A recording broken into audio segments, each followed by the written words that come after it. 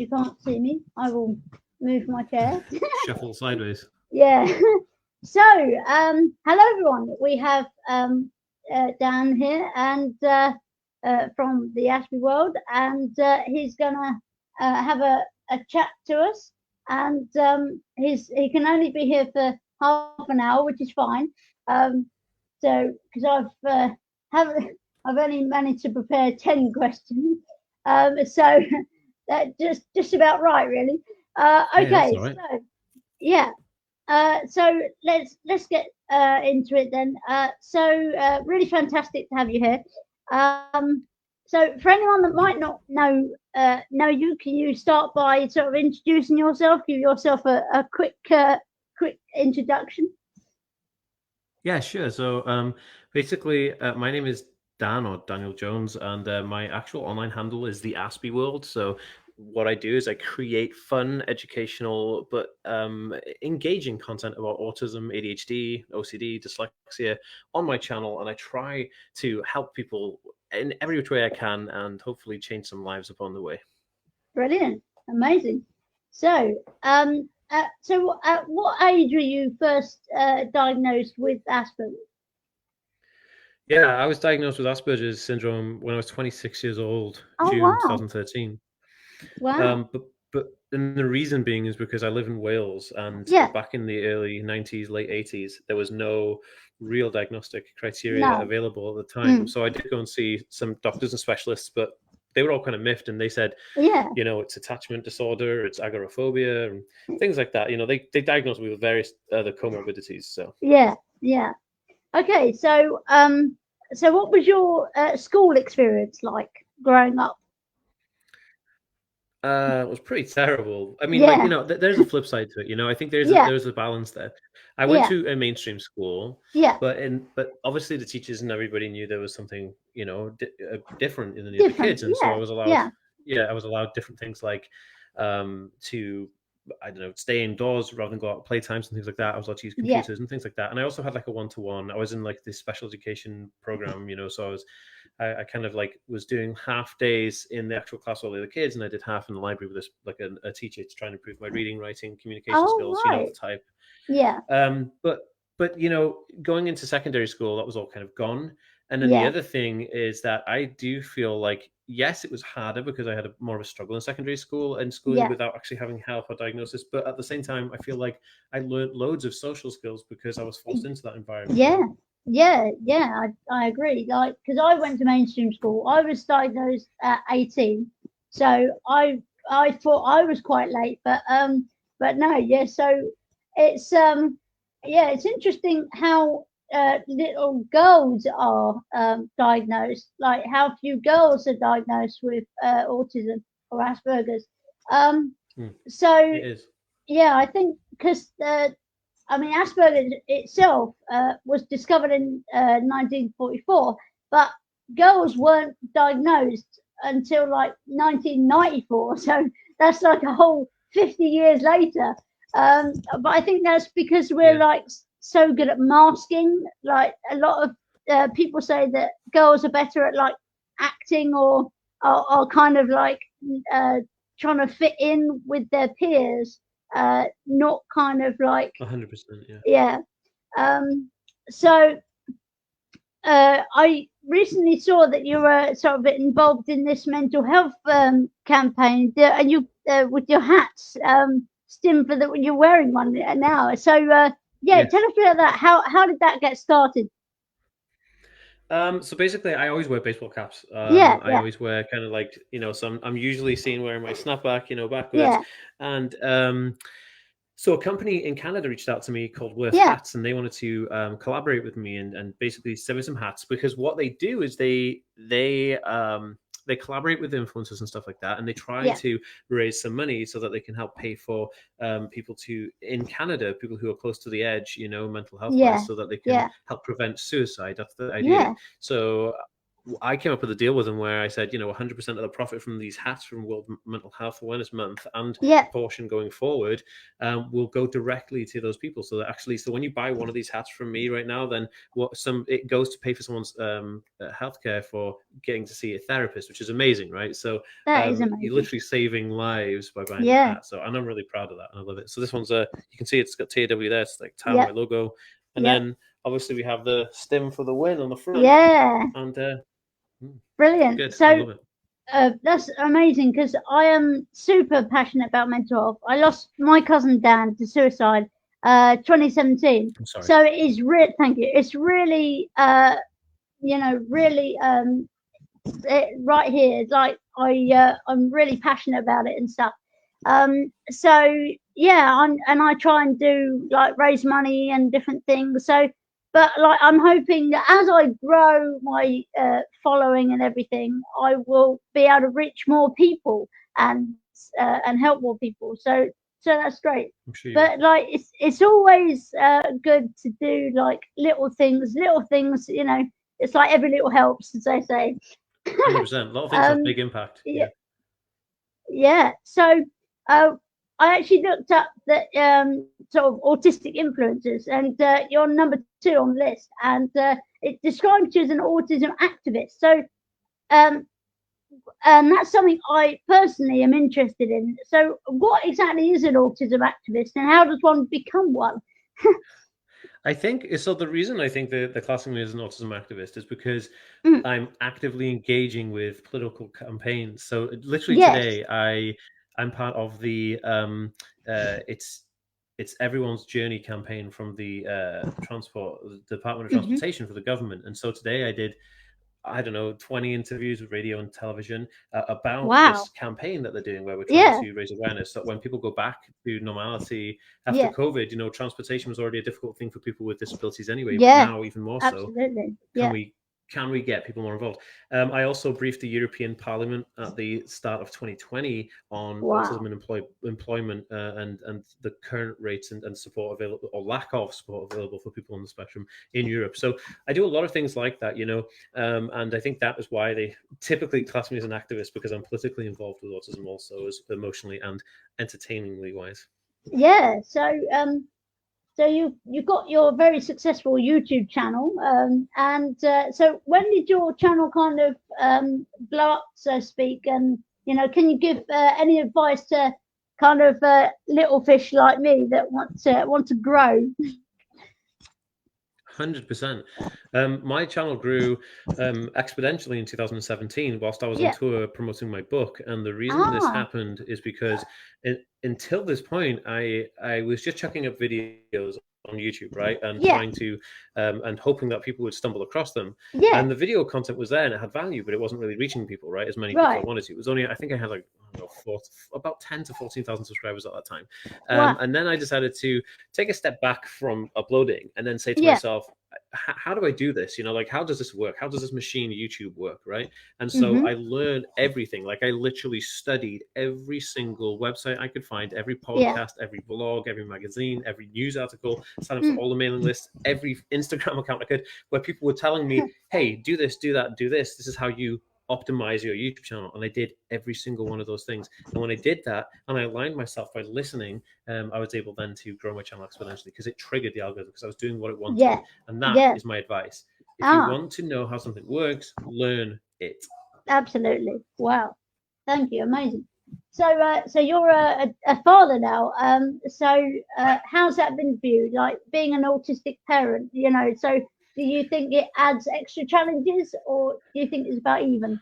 Oh, 100%. It adds so many extra challenges. But what's funny about it is that it's so rewarding, because you have this little thing that you're trying to grow and nurture into being like the best thing it can be, and you have so much love for this child. You're like, okay, well, so it's kind of like, I have had the most explosive meltdowns because of the noise and sensory overload right from my son gives me. But at the same time, once I've calmed down from those, I do feel kind of grateful for the experience in a way, because I know that that's what caused it, and it can help me figure out what triggers are what, right? So it's a good kind of test and pivot kind of experiment. So, but I love it. I love being a dad. It's great. Oh, bless you. So you learn a lot about yourself from being a father. You do. You do, yeah, Yeah. 100%. I think everybody does. Just on a neurotypical sense, everybody would, but on an autistic Yeah. sense, I think it's like it's way more kind of jam packed. Yeah. So obviously there's like a lot of I don't think there's enough sort of representation in the media of autistic people. So how do you think that the media can be more neurodiverse? I mean, for a start, I think they need to actually apply neurodiverse people or neurodivergent people into active television. I mean, like more Definitely. characters in television shows Mm, as characters, but also more people on how many like real life or reality TV shows have we seen? yeah. And I don't know if did you see my video I did about the circle? Did you see that where I I was oh, I no can't remember. well I must have missed that one. basically it's okay. Well, Yeah. for the Circle's a reality TV show here in the UK and Yeah. on Netflix Yeah. now for America. But I was playing for season 2. I was playing number 1. I was playing number 1 all the way up until 3 days before the show aired. Oh I did all the yes. adverts for Channel 4, and I Yeah. did everything. I did Instagram interviews, I did national press interviews, and then the executive casting producer told me that they'd take me off the show because they want to play it safe. And they went with a guy who had a physical disability, right? Which Patrick, I think his name was. And it's kind of like, well, I mean, and so that would, and the reason this everyone's Yeah. scared to put somebody of a neurodiverse brain type on uh on air because they don't want to Yeah. be told they're treating them wrong, right? Mm, But if you don't take that chance and you don't open up that life to people, how are they ever going to know? There's a reason I've got 159,000 subscribers to my YouTube channel. People exactly. want to look inside that bubble, right? I have Yeah. way over 10 million views on my YouTube channel, like, and the TV companies, I'm getting more views than the show probably got, to be honest. Yeah. And it's them who's missing out, but it's also damaging our community. I definitely agree. I mean, well, like growing up personally, I used to watch the British Empire as a kid, Oh yeah, and and me as well. yeah, like because obviously Gordon was like an Aspie. It was actually confirmed by the writer, but he was portrayed in such a negative light that it was just like he was portrayed as this complete Yeah, nightmare. But goof. you know, Yeah, yeah. yeah, but like there's an episode where he's away and the center still blows up. So it's like it's not Wasn't his always fault. his fault. Yeah, exactly. So but it's quite amazing really because I watched that as a teenager and was obsessed with it. And I thought like I can totally relate to this guy. I could like understand why he thought the way he thought or did the way Yeah. yeah. So I just thought, wow, this is like amazing. And then obviously when I learned about Asperger's and was diagnosed, I put 2 and 2 together and I was like, yeah. But like I think these programs they are more like so stereotypical.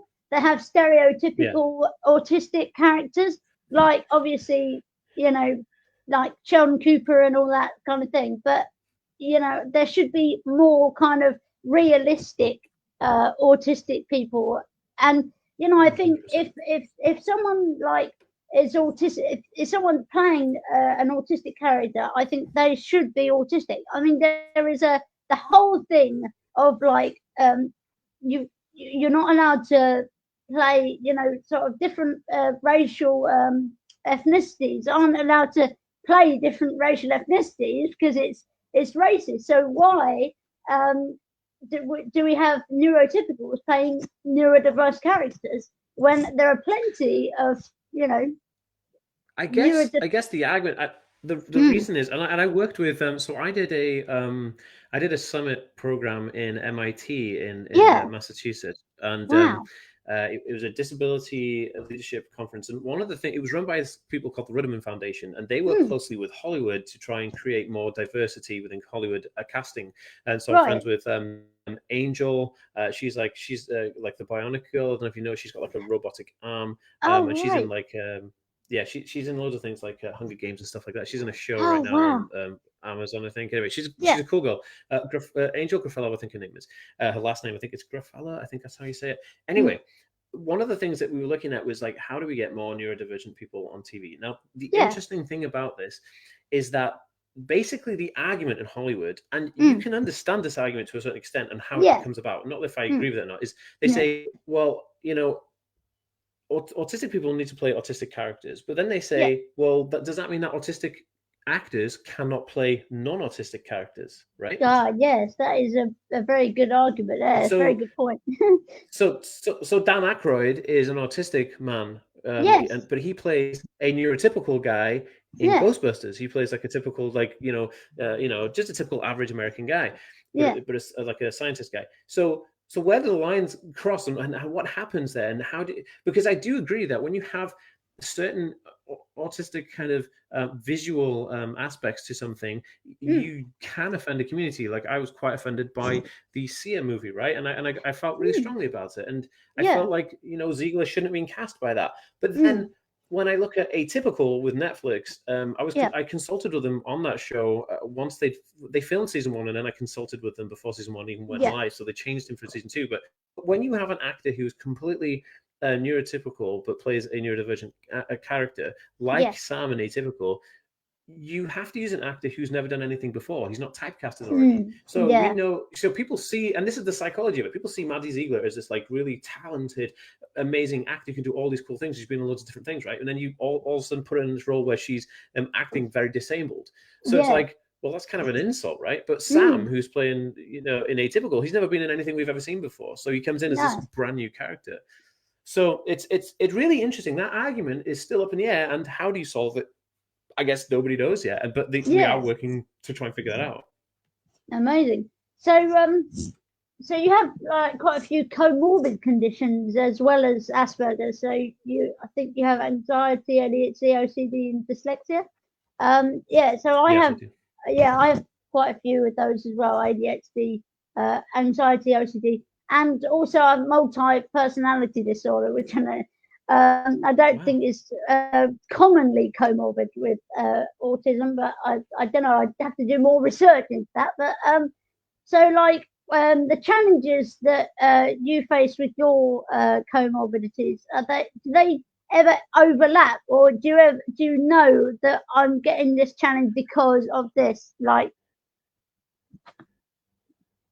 all the time. Like if you think about like, you know, ADHD and autism are like these two kind of like angry balls hitting each other constantly. It's kind of like I want to really focus on something that I really enjoy. Like I really enjoy, like say I really enjoy Pokemon, right? And I want to sit down and I want to watch an episode of Pokemon because I really want to just really absorb that. But then my ADHD is like, then you have to get up and stand up, and you have to like jump up and down all the time. Like, you know, and but I have found medication helps. So I'm on medication right now. So like, and it definitely is balanced out. It took me a while to see that I particularly benefit from medication, but it did take a while, and it did take the edge off. But I mean, they overlap all the time. Like, I mean, ADHD and autism is just like, they're kind of like oil and water, like a bit, because like, you know, you want it's like I get really angry in that, but I also get very distracted easily. So like I can be in the middle of an argument and see something, and then I'll be like, oh, over there. But it really annoys me. It's frustrating. But also the thing that like I obviously I'm trying to set up my own business by like as a disability awareness and mental health awareness consultant, and I've been trying to get my web content like sorted for literally months now, and my web developer's probably forgotten about me, but it's just like every time I try and do it, I just like, oh, I'll do some more later, you know. I just like, you know, it's really frustrating. It's holding me back, like, but I'll have to just focus. you need visual planners. That's the only way I get through my day. I say visual planners. I have kinesthetic planners. My Alexa unit, my Siri, you know, shouts at me and says, "Dan, do this thing right now." I'm like, oh yeah, because I set these triggers when I know I have to do something. I say, right, Siri, tell me in like, you know, 1 hour. I need. Oh, there you go. He's talking to me already. But yeah, you know, and I get them to really kind of like alert me to these things, even down to taking medication. I know it sounds stupid, but I can never remember to take my medication. So it tells me every day 9 o'clock, it's like, Dan, take your meds. I'm like, oh yeah. So honestly, it's crazy. It's crazy. Yeah, I think it's amazing how like memory as well, because I can remember vast numbers of quotes from literally any comedy from 1960s onwards, but I can't remember to brush my teeth. Like, it's so crazy. It's so annoying. and I have meetings, I got like post-it notes, like, I kind of write things on post-it notes and stuff. But like, because when obviously not being diagnosed till I was 18, like schedules and things, but I was always kept in a routine. My grandfather was like a military man, and I lived with him, and my grandma and mum, because my dad passed when I was 3, so we moved back in with them. And he, being a military man, granddad always kept me in a routine, and it was like he knew something wasn't was different about me, but like no one ever said anything. Like, I because they were not the generation to kind of explore that kind of thing. I mean, my grandmother, it was like you weren't allowed to call an ambulance unless you were actually dead, physically dead. Because like in primary school, I was like emotionally abused by this teacher of mine, and I had epilepsy as a result, and I had this seizure once, and I wasn't breathing, and still didn't call an ambulance. But I survived. I'm alive, and But like I look back and I think, how did I survive my childhood? but there it is. That's that old school British attitude, isn't it? Yeah. Carry on, jolly good. Dip up a lip. Yeah. But yeah, so okay, well, that's your half an hour nearly up. So do you have any questions for me at all? I mean, what are you planning to do with your platform? What are your goals with what you're doing? I'd love to know. Well, I mean, obviously, I'd like to grow. I would like to have more sort of viewers and more subscribers and everything like that. But it's really like so I can reach out to people and help more people. It's not just like, oh, I've got this many subscribers, look at me. But it's like, oh, I can help these people, like, and it's always rewarding when people say to me, oh, I've watched this video and it was really helpful or something. It's like a really good feeling to know that I've helped someone. So yeah, I really want to, and I've actually I've written a book, a children's book actually. It's about a superhero with autism, and he is 12 years old, and 12 to 13, turns 13 in the book. So he discovers that he has Asperger's, and then discovers he has superpowers. So it's like once you've accepted who you are, you can unlock your inner potential, basically. So that's the kind of overarching theme, but lots of fun and exciting and hilarious bits, I might add. If I do say so myself, as well. Like so, that's kind of where I'm heading with that. And obviously more clients for my consultancy business. So yeah, that's where I'm heading. If you I mean, if you put your mind to something, then you'll do it. Like I did. I knew I needed to do something, so I did it. You always find a way because you are determined. And if you're determined to do something and you know it's going to give people good results, then you'll definitely do it. And I believe in you, and I know you're going to be able to do it. So keep just doing you, man. Thank you. It's been amazing. It's amazing talking to you. Thank you so much for coming on. I mean, gracing this. Thank you. Reach out anytime. Thank you. Yeah, it's absolutely my pleasure. And I think we plan to. I know you said you're going to do a video. Return the favor. Have me on at some point, so we can discuss that at some time. Please, email me and then just let me know, and we'll sort it out. Definitely, 100%. Amazing. Well, thank you so much, Dan. All right. Thank you. The pleasure's all mine. Take care. Bye bye. Bye. Wow. Now, wasn't that amazing? Thank you, guys. And thank you to Dan. So, okay. Oh, wow.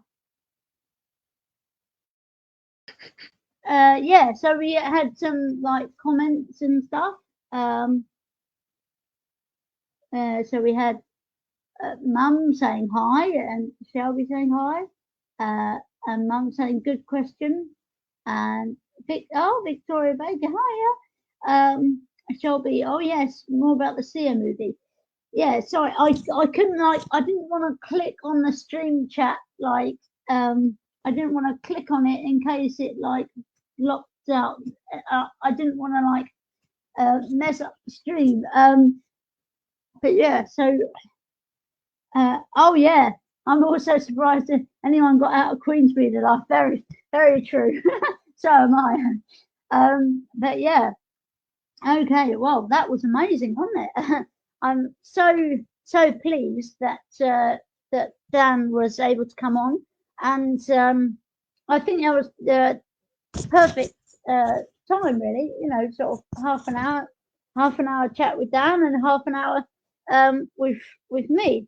So, oh, we've had another message. I really enjoyed your chat. Thanks for going live. Oh, the yeah. Oh yes, that. Definitely right. Yeah. So I'm rambling now. I'm just shook that I've just been talking to Dan Jones. But yeah. So think. Yeah. Who drop some names of other people other guests that you'd like. See if I can get to come on the podcast, because I'd love to have I'd love to have Anne Hegarty, because the Chaser, and I'd love to have Susan Foyle, because both are Aspies and very awesome people.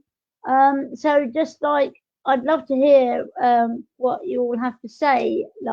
I'd love to hear whether you if there are any guests that you'd like me to have on. So yeah, I mean, I was quite nervous doing that. But I really enjoyed it. Dan's a really cool guy, and I shouldn't really be nervous at all. But it's just kind of, oh my goodness me, talking to someone that you watch on YouTube and stuff. I don't know, I always get like that when I'm talking to, well, what I would call a celebrity. So yeah, I hope you all enjoyed the video. Goodness me, we've only been live for 28 minutes. Usually I can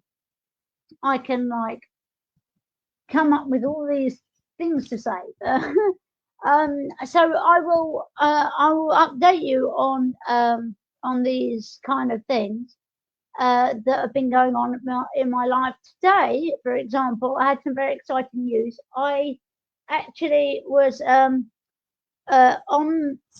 was kind of accepted to be added onto this list of public speakers that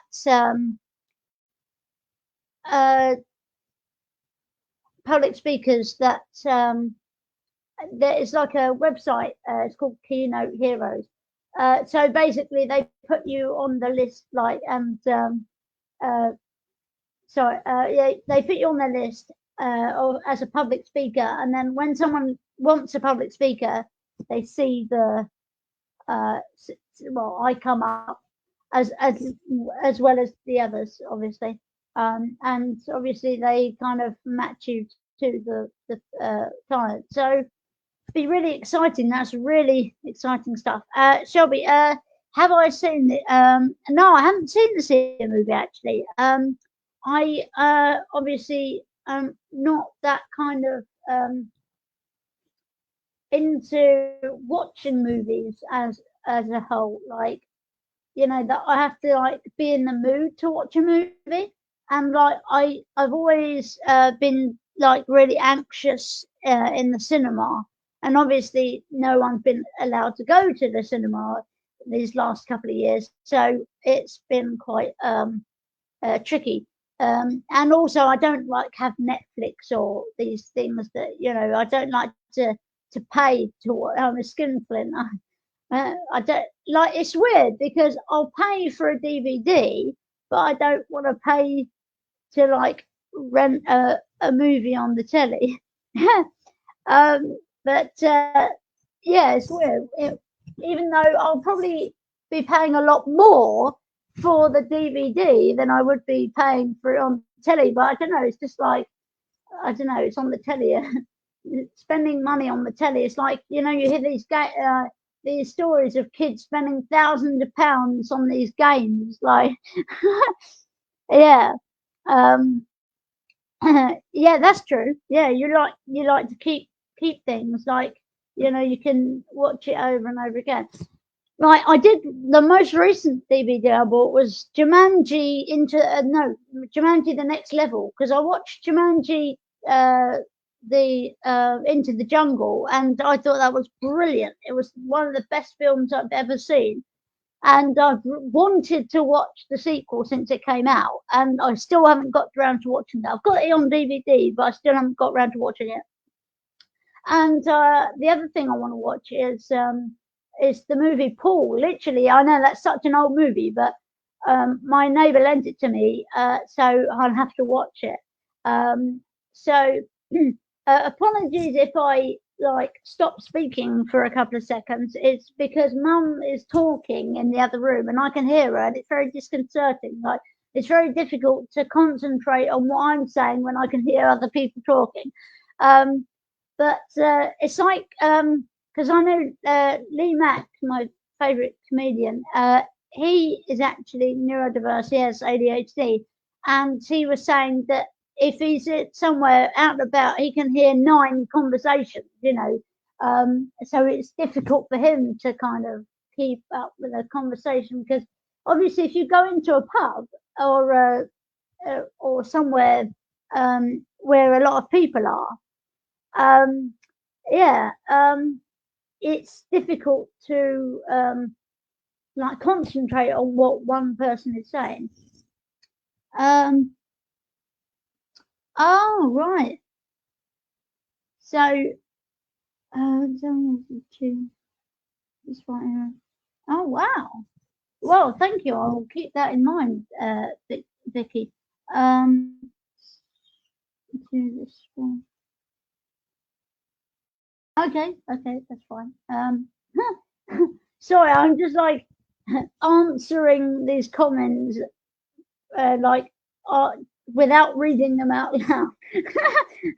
So like everyone else is like, what the hell are you talking about? So yeah, I think it's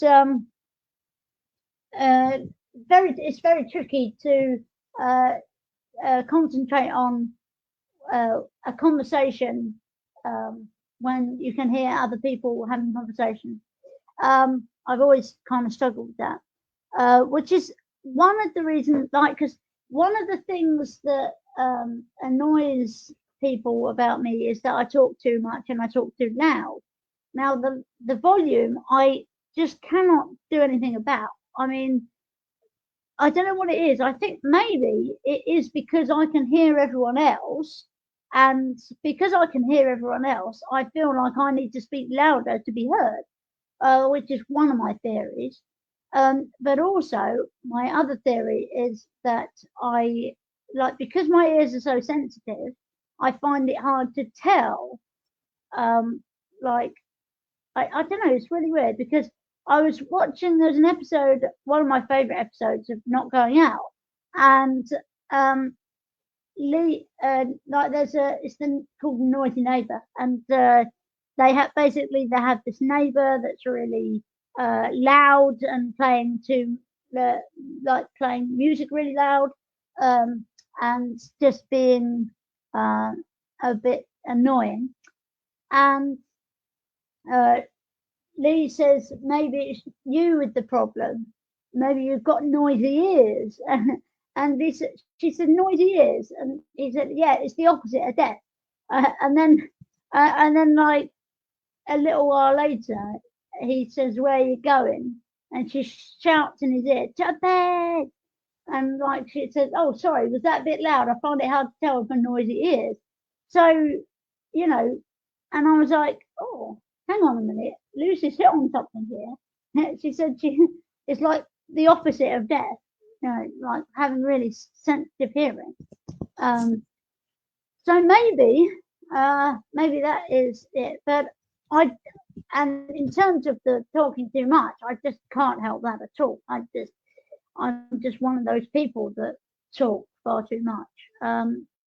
But you know, at least I'm not boring, which is always good. I mean, like, you know, I think I'd rather be an interesting person than a boring person. Like, or sorry, I'd rather be like a crazy person than a boring person. Although I don't like the word crazy. I think we should stop using like mental health, like mental illness, these words that are like negatively associated with mental illness, like crazy or lost your mind, or you know. Thank you. Yeah, so very kind of you to say so. So you know, I really like kind of don't get why I was so hated at school, because, well, not by everyone obviously, but I had some friends, but you know, like why they'd always kind of seem to pick on me. But I think it was because I was into things that they weren't into. I was like, while they were all listening to gangster rap, I was watching Hello Hello and the British Empire and things like that. So like, yeah, but to be honest, like my opinion would be, if I was like those other people, I would have been like, yeah, yeah, if I was those people, I would have been like, you know, oh, that's really cool.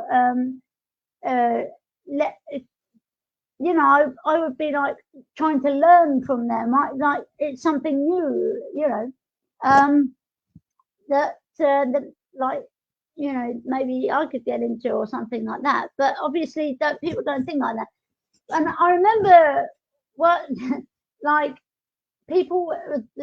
One of the things that really annoyed me was when people would just like be laughing at me, and then I'd come over and I'd be like, "What are you laughing at?" And then it was like, "Oh, nothing. So and so told a joke," and I was like, "Well, go on then, tell me the joke," and they'd be like, "Oh, I forgot it."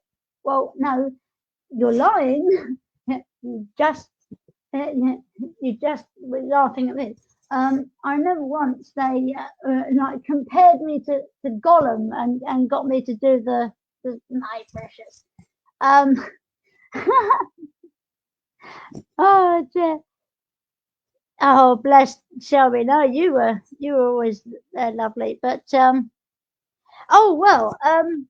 Lots of people were that rude. I don't know. Kind of like the wolf pack kind of them kind of people. You remember the wolf pack at school, and like Jack Ditch hated me. I actually sent him a friend's request, and he hasn't he hasn't accepted it, so he must still hate me.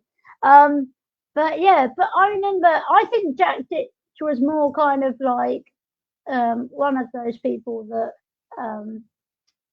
was like a bully when his friends were around, but like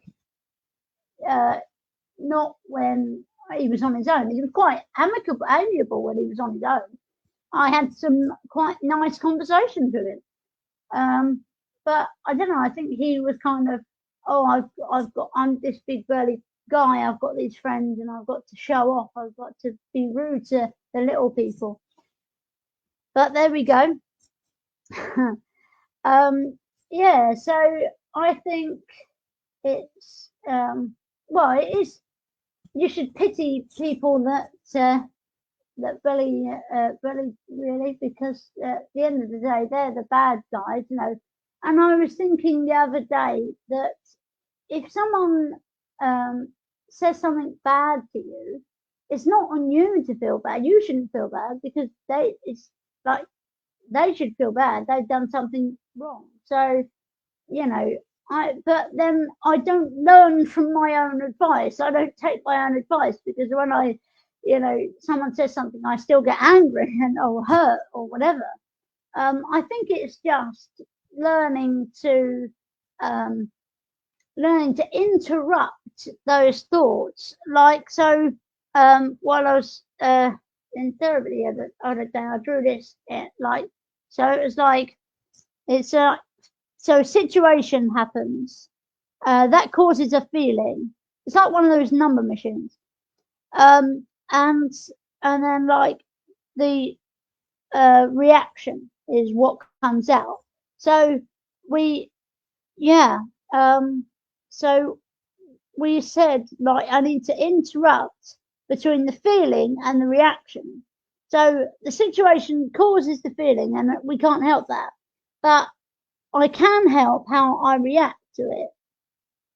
So, I still need to learn all this because it's difficult.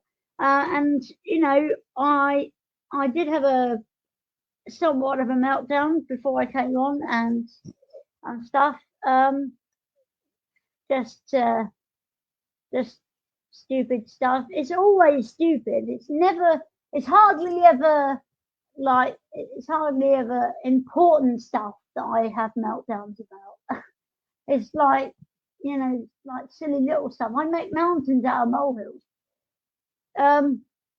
But obviously it's I'm learning. What happened? Well, I was the other day I bought a book. It was like an e-book to help me with my consultancy business. It was like how to get clients and things like that. And the chap actually called me, like the chap that wrote the book, or one of his team. But oh, yeah. So one of his team phoned me this evening, and he was just chatting through, like helping me and stuff, and like he invited me to have a meeting, have another phone call with another of his team. Now, I am obviously not going to spend any money. If they start asking me for money, I'll just say no, thank you. But Mum was just worried because mothers do, they worry. She was worried that he was trying to, I don't know, con me in some way. But I felt hurt because I know I'm not an idiot. I'm not going to spend a load of money because some American says, "Oh, give me this money and I'll make you a millionaire," or whatever. I'm not that kind of person. I'm not a fool. And it was just the implication that I was a fool. That I was some kind of sucker. That was why I got upset. But it's I know that Mum is just worried about me, but these things do get to me, so I've got to stop it getting to me. But yeah, and I did something unfortunate with a comb, but yeah, I said I was going to stop doing that after the last time, and then I did really well. I didn't do it there for 3 whole weeks, and then tonight the comb came out again. But it was opportunistic, an opportunistic comb. But yeah, I am going to stop doing that now. Because it's stupid. And it doesn't make me feel that much better. Because the whole idea is that when I'm in that state, I can't comb, stuff you comb your hair with. Not a cone, not an ice cream cone. Yeah, a cone. Oh, hello, Gina Cooper. Yeah, so like I just need to I just probably need to sleep, and it's getting obviously I don't like talking about female but that does play a big role, hormones and all that. So you do, don't you? You turn into a crazy person. Like, but yeah, I don't know. I think I should take my the rational bit of my brain, like, and be like, whoa, hold on a second. I've got all these people in my head, and usually they are like very effective in calming me down and saying, right, look at it, think about it rationally, but sometimes I cannot always. Sometimes Amy, my evil alter, takes over, and I cannot control myself. So yeah, Amy has not come out for a while. Well, since 3 weeks. But there we go. Yeah, so I'm trying to get her under control. It's just like lock her in a cage and throw away the key. But yeah, I just want to get her under control, but I just find it so difficult sometimes when I feel her. I mean, Amy is actually her, like, my evil alter was created to protect me, because like if I felt powerless in a situation, she was created to step in and fight for me. So that is why she's there. But it's like we don't need that anymore.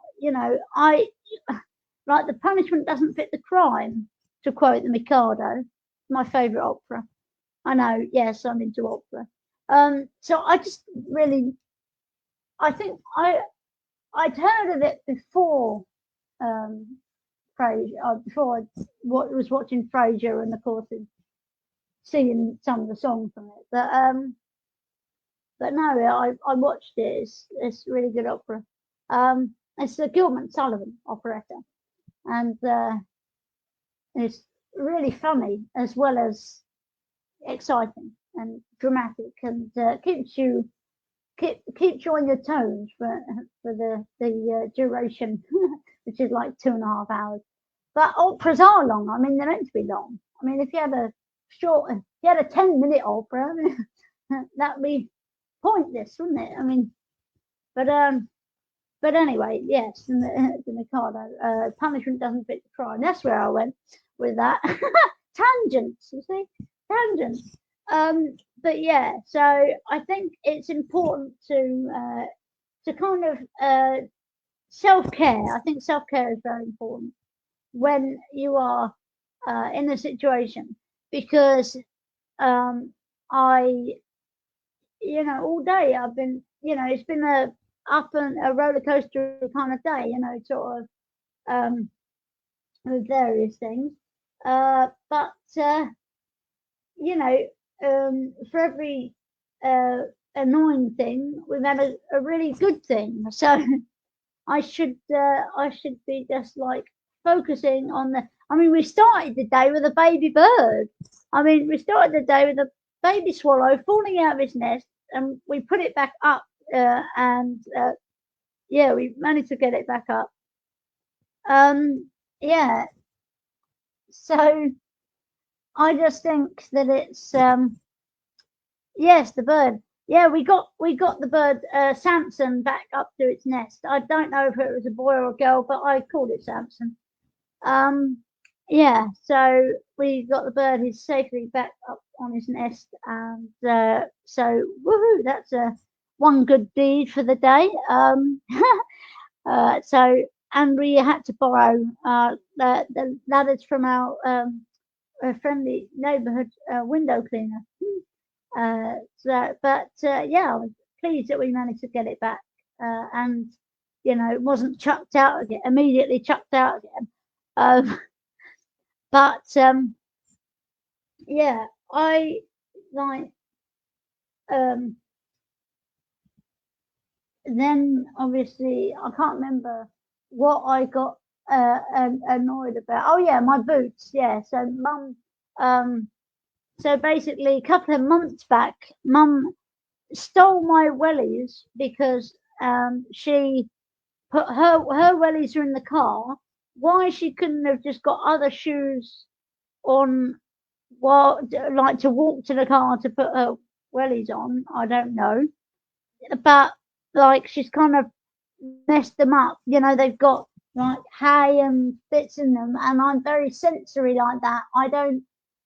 I hate anything being in my shoes or in my boots, and I was like really annoyed. And then we looked at the emails and saw that I'd been sort of accepted on this list of public speakers. So,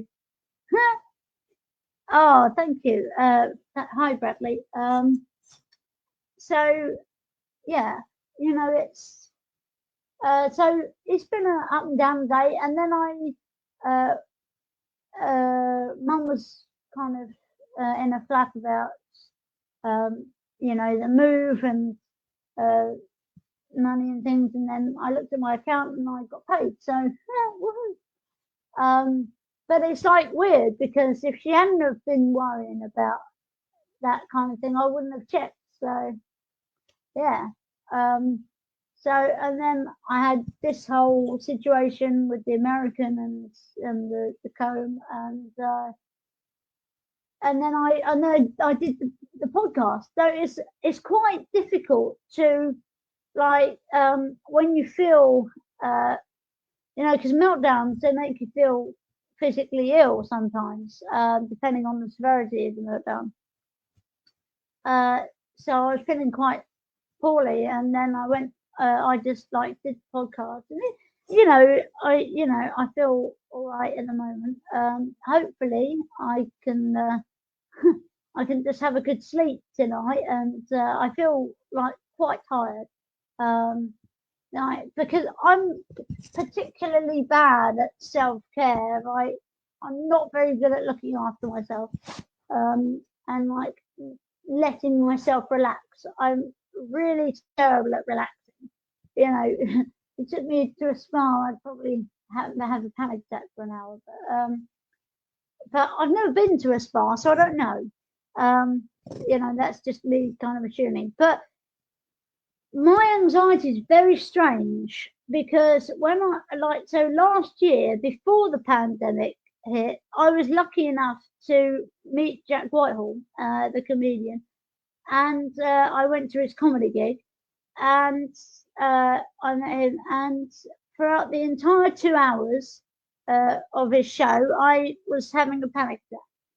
Now, the next week, the week directly after that, yes, um, you're right, Gina. Yeah, so the week directly after that, I went on an aeroplane for the very first time. Not a twitter, not a flutter. I was not anxious one bit. I think the most anxious I was going through security. And then when I actually got on the plane, I was fine. I was actually quite excited. I felt because I had my ear defenders on the entire time, and I sounded like a Dalek when I spoke on the plane. I sounded like a Dalek. So, which obviously, being a massive foodie, and as you can see from my thing. Oh, cool. Um, yeah, so we've got 5 minutes left anyway, so that's fine. Yeah, so as you can see, I'm like a massive Whovian. And Daleks are my favourite monster in Doctor Who. And I so I was just quite excited to be able to sound like a Dalek. Yeah, sad, I know, but it's it takes all sorts to make a world. And yeah, yes, Doctor Who is live. Yes, definitely. So I think it's. I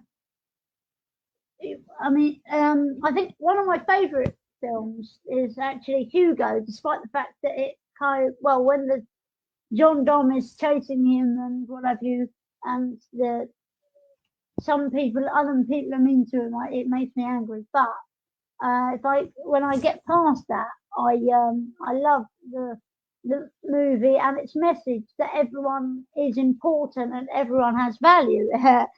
And mm, uh, and it's like, so Hugo says that everyone is like a cog in a giant machine, and if one cog wasn't there or stopped working, then the whole machine would stop working.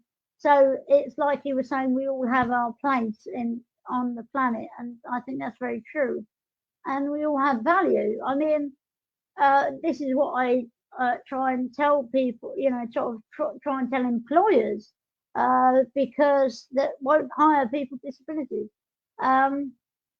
Because there was a story, a cafe I think it's in Australia, run by robots. And at first glance, you think that's a bad thing because, like robots taking over human jobs. But in actual fact, the robots are being run by people that are, paralyzed people from their hospital beds, and they control the robots through their thought waves and eye movements.